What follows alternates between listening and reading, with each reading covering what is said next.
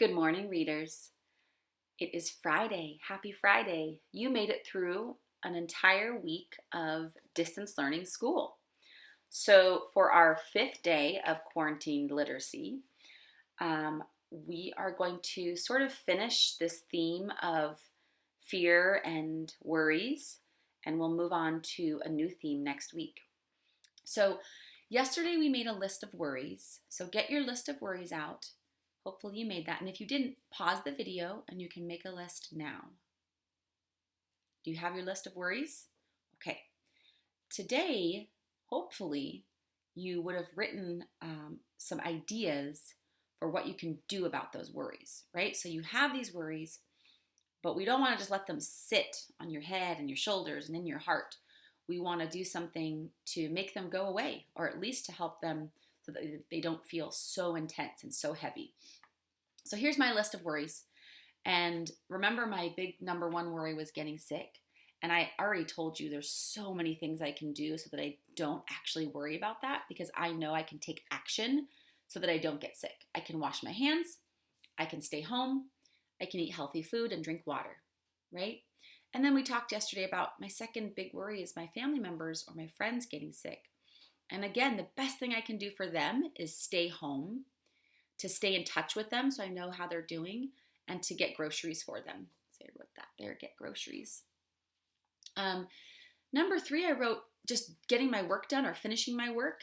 And I wrote that I'm just going to take that one step at a time, because sometimes when I feel overwhelmed, my worries get big, really, really big. So I'm just going to remember to just take things one step at a time. I also wrote that I'm going to give myself a break, because things are weird right now. And I need to just recognize that I'm not going to probably get everything done that I usually get done. I also wrote that I'm going to make a list and ask for help. Those are 2 things I can do if I'm not getting enough done. Now, a lot of you told me that you are really worried about getting bored. So I just brainstormed some things that I can do if I feel bored. I can FaceTime with friends. I can play board games. I can go outside. I can journal. I can watch TV. I can exercise. I can listen to music. There are so many things that I could do if I start to feel bored. Number 5, I'm worried about falling behind. And I know a lot of you students are worried about that too. I work with 8th graders, and they're super nervous about getting ready for high school next year. So I brainstormed some ideas with those big kids. Do you guys want to hear some big kid ideas? So they said that they're going to meditate. Do you know what meditation means? It's kind of like doing a lot of deep breathing and just sitting very still for a while. So you could meditate, breathe, stretch. It's a good one. Talk to a trusted friend. I wrote here that I'm going to give myself permission to not do everything, because right now I can't get it all done. I can't even leave my house, right?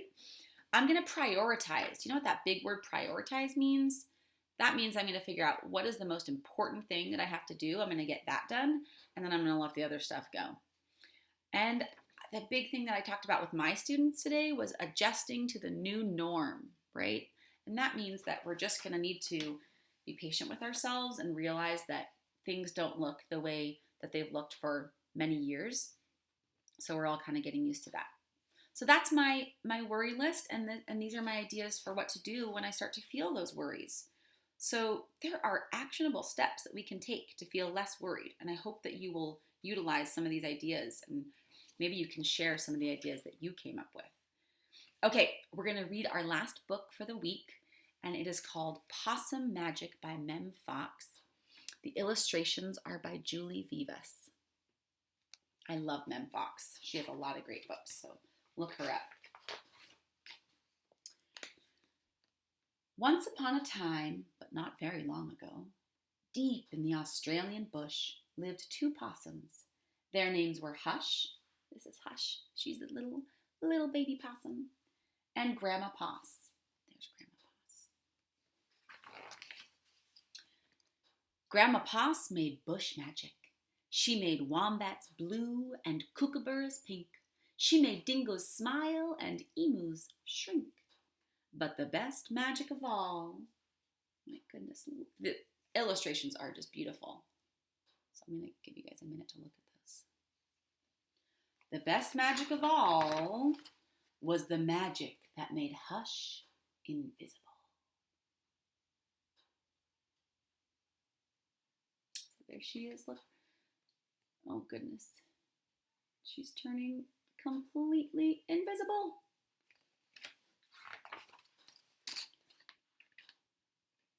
What adventures Hush had. Because she couldn't be seen, she could be squashed by koalas. Whoa, zoinks. She's got her tail stuck under that koala booty. Oh no. Because she couldn't be seen, she could slide down kangaroos. Whee! Oh, that looks fun. Ooh, this is a scary one. Look at this snake, you guys. Ooh, look at those eyes. Ooh. Because she couldn't be seen, she was safe from snakes, which is why Grandma Poss had made her invisible in the first place. But one day, quite unexpectedly, Hush said, "Grandma, I want to know what I look like. Please could you make me visible again?" "Course I can," said Grandma Poss, and she began to look through her magic books. So Hush is kind of over being invisible, right? There's lots of cool things that come out of it, but she's like, I'd like to know what I look like, and it's kind of hard to make friends when I'm invisible. So Grandma Poss is on board, right? She's like, yeah, okay, it's time. All right, let's see what's going to happen when she tries to become visible again. She looked into this book, and she looked into that. There was magic for thin and magic for fat, magic for tall and magic for small, but the magic she was looking for wasn't there at all. Do you think that Grandma Poss will find the magic and Hush will turn invisible again? Or do you think Hush is going to be invisible for the rest of her life? Just think right now, what do you think is going to happen? Make a prediction. Grandma Poss looked miserable. "Don't worry, Grandma," said Hush. "I don't mind." But in her heart of hearts, she did. So Hush is trying to make her grandma feel better and saying, "Oh, that's okay, I'll just stay invisible." But she really wants to be visible again. And look at Grandma Poss, she looks distraught. She's so upset that she can't figure out the magic. All night long, Grandma Poss thought and thought. The next morning, just before breakfast, she shouted, "It's something to do with food! People food, not possum food, but I can't remember what. We'll just have to try and find it." So later that day, they left the bush where they'd always been to find what it was that would make Hush seen. So here they go. They're setting out on an adventure. They ate Anzac biscuits in Adelaide, Mornay and Minties in Melbourne, steak and salad in Sydney, and pumpkin scones in Brisbane. Hush remained invisible. "Don't lose heart," Grandma Poss said. "Let's see what we can find in Darwin."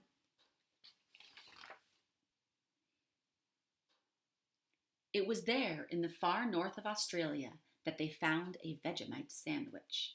Oh, I'm going to pause and just make a quick connection. Have you ever had Vegemite?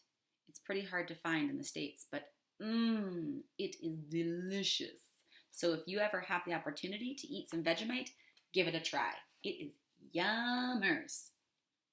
Grandma Poss crossed her claws and crossed her feet.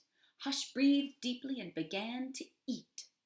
"A tail, a tail!" shouted both possums at once, for there it was, a brand new tail. It's working, you guys. It's working. Those of you who predicted that she was going to be visible again, you're on the right track. Later on a beach in Perth, they ate a piece of pavlova. Hush's legs appeared. So did her body. "You look wonderful, you precious possum," said Grandma Poss. "Next stop, Tasmania." And over the sea they went. So they are traveling all over Australia. All over, and eating all sorts of different foods so that Hush can become visible again. And it's turning out to be more complicated than Grandma originally thought. In Hobart, late one night in the kitchens of the casino, they saw a lamington on a plate. Hush closed her eyes and nibbled. Grandma Poss held her breath waited. It's worked! It's worked! She cried. And she was right. Hush could be seen from head to tail. Grandma Poss hugged Hush and they both danced "Here We Go Round the Lamington Plate" till early in the morning.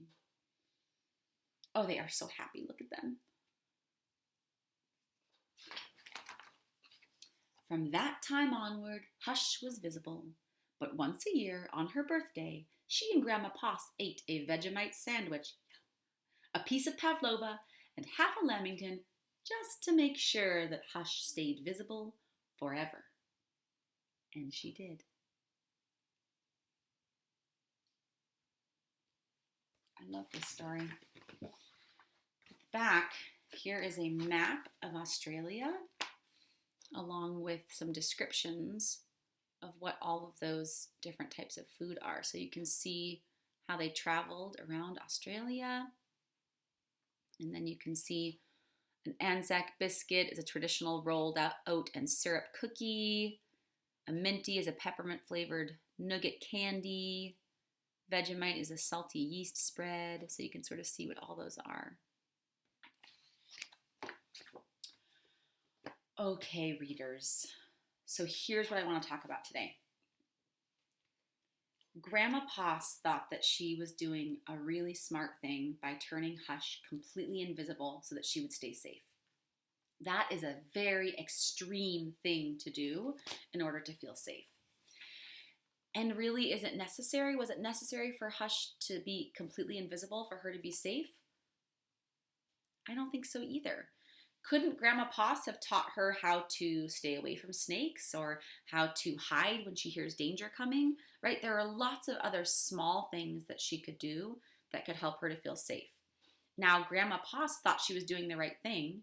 She was making a very extreme decision for Hush. And I'm wondering if you think that it's better to just be invisible and not have to be scared ever, but then also to not be able to make friends or even see yourself, your body? Or do you think it's better to take small steps to feel safe and to feel secure and to make sure that you're okay? So think about that as you look over your list of worries and as you're brainstorming things that you can do to feel safe and to not feel so worried. Remember that you don't have to go to a total extreme, right? Don't turn invisible. Just find small things that you can do to help you to feel safe and help you feel better. I wanted to share before we go, my daughter wrote a list of things that she does when she feels worried. Now, this is just a general list. This isn't a list for one specific thing, like I'm worried about feeling bored or I'm worried about the first day of school. This is just like, what do I do when I feel nervous in general? And this is her list that she came up with. She's 6. She said, well, sometimes I just have to kind of get used to it, right? Another thing that she likes to do is to practice. So for example, she was nervous about her first time going to the dentist, and we kind of practiced what that would look like. Another thing that helps her is to think positive, So instead of assuming that the worst thing is going to happen, think about the best thing that could happen. She likes to meditate. We do a lot of guided meditations. You can find them. Have maybe an adult in your family look on YouTube or somewhere else for a meditation practice. Distraction. She loves to draw and she loves to do dress up. She loves to play outside. So there's lots of things that she can do to distract herself if she's starting to feel too nervous. And then the big one is to tell someone that you love, right? So when she's feeling nervous or worried, she comes and talks to me about it, or she talks to her dad about it, or her aunt or her grandma or a friend. So I want you to think about this list, and maybe you can come up with your own sort of general list of what do I do in general when I feel nervous? Not maybe about one specific thing, but just in general. That could help you. You could hang that in your bedroom. Okay, readers, I will see you tomorrow for a special weekend edition of Reading Aloud. Until then, be kind to yourselves.